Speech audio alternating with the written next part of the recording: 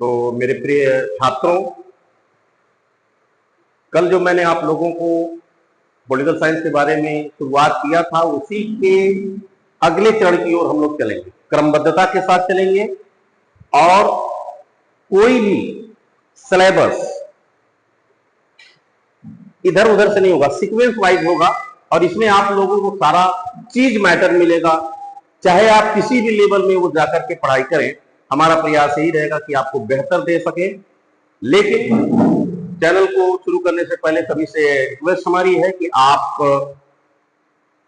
Like करें, subscribe करें, share करें, बेल आइकन को अवश्य दबाएं। आइए चलते हैं। तो हमने अध्ययन ये कर लिया था कि यूरोपियों का आगमन हो गया था और उनका उद्देश्य ये था कि वो व्यापार करेंगे, व्यापार के साथ साथ वो राजनीति में आए। लेकिन आप लोगों को एक चीज और क्लियर होना चाहिए कि जब अंग्रेज भारत आए तो अंग्रेज जब भारत आए तो उनका मूल उद्देश्य तो व्यापार था। लेकिन आगे क्या हुआ, अंग्रेजों को यह समझ में आ गया था कि भारत में राजनीतिक अस्थिरता है।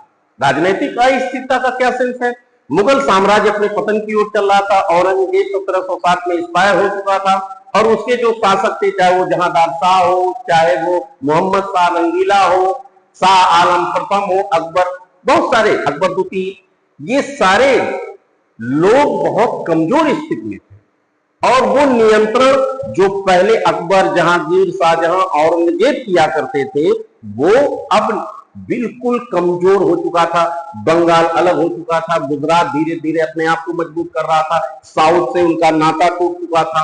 अब केवल उनकी सत्ता कहां रह गई थी, दिल्ली में। इस दौरान अंग्रेजों को यह पता चला कि यहां तो शासन किया जा सकता है और ये तस्वीर सामने आ गई 1757 प्लासी की लड़ाई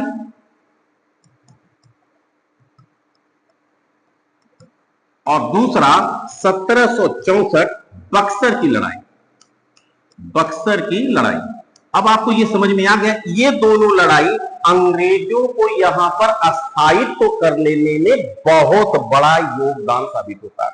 इस लड़ाई का नेतृत्व करता है रॉबर्ट क्लाइव और ये हेक्टर मुनरो था। ये थोड़ा सा, मैं ये इतिहास का विषय वस्तु बहुत ज्यादा इसमें हम जाएंगे नहीं, फिर भी आप ये समझो रॉबर्ट क्लाइव वर्सेस कौन था, ये जानकारी होना चाहिए। ये था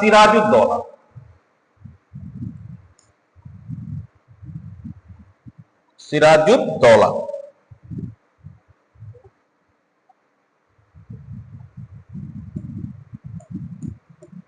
और हेक्टर मुनरो के साथ कौन था वर्सेस, यहां 3 लोग थे। पहले नंबर पर था मीर कासिम, शुजाउद्दौला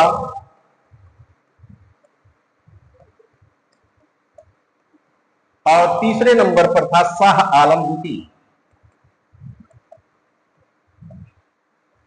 अब सोचो, ये तीनों लोग, बंगाल हो गया, दिल्ली हो गई और अवध हो गया, ये तीनों लोग बुरी तरह हेक्टर मुनरो से पराजित हो जाते हैं और पूरी कंट्रोल किनके हाथों में आ जाता है, कंपनी के हाथों में। फिर से मैं एक बार बात कर रहा हूं, मैं इतिहास नहीं पढ़ा रहा हूं, मैं आपको संविधान की यात्रा करवा रहा हूं कि संविधान बना कैसे। मैं कंपनी तक पहुंचा, अब कंपनी को यह अवसर मिला कि ये तो कमाने का एक बहुत बड़ा साधन तो था ही, अब पूरी तरह शासन का भी साधन बन गया। कंपनी ने क्या किया, यही द्वैध शासन लागू कर दिया, बंगाल में द्वैध शासन लागू कर दिया। अब कहोगे सर ये द्वैध क्या है, आपका क्वेश्चन ही बनता है कि द्वैध क्या है। द्वैध माने दोहरी, द्वैध का अर्थ होता है दोहरी व्यवस्था। अब कहोगे सर ये दोहरी व्यवस्था को स्पष्ट कर लीजिए। एक व्यवस्था होती है राजस्व की और एक व्यवस्था थी शासन की, यानी प्रशासन और शासन।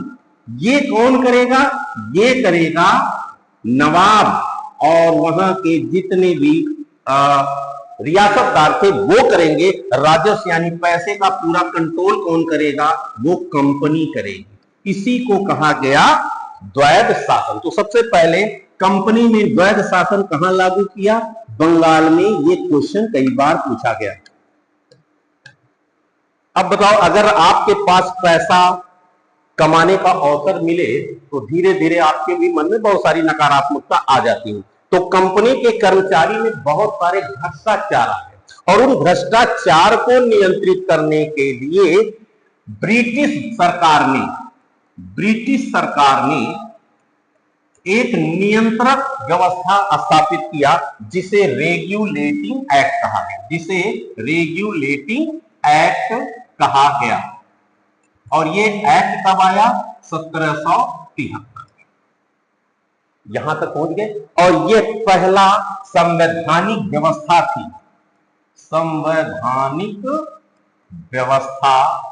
थी। आप कह सकते हो संविधान की नींव अब आके पड़ चुकी।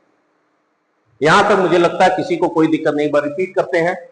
अंग्रेज भारत आते हैं, 2 युद्धों से उनकी स्थिति मजबूत हो जाती है। वो दो युद्ध कौन कौन है? 1757 प्लासी की लड़ाई और दूसरी है 1764 बक्सर की लड़ाई। ये आपको थोड़ा सा फैक्ट याद करना है। Robert Clive versus Sirajuddaula, Hector Munro versus Mir Qasim, Shujauddaula और शाह आलम द्वितीय। बंगाल में आपका द्वैध शासन लागू हो जाता है। द्वैध शासन का अर्थ होता है राजस्व व्यवस्था कंपनी के हाथों में आ गई और शासन प्रशासन की व्यवस्था सौंपी गई नवाब के हाथों में। अब लूट खसोट बढ़ता चला गया। बंगाल की स्थिति कमजोर होती जा रही थी। अब लोग क्या कर रहे थे? इनके विरोध में ब्रिटिश कंपनी के होना शुरू हो चुके। इसका अनुमान ब्रिटिश सरकार को लगता है। इसको नियंत्रित करने के लिए रेगुलेटिंग एक्ट को लागू कर दिया जाता है 1773 में। मेरे विचार से ये सारा कॉन्सेप्ट आपको आ चुका होगा।